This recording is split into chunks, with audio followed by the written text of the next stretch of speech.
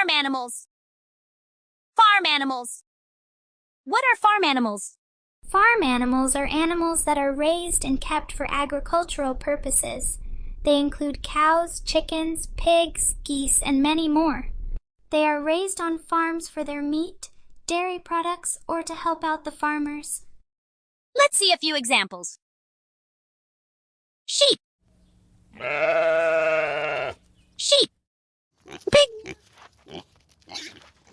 Pig. Horse. Horse. Cow. Cow. Rooster. Rooster. Hen. Hen. Goat. Goat. Donkey. Donkey. Goose. Goose. Duck. Duck. Rabbit. Rabbit. Did you know all the animals? Do you know any others?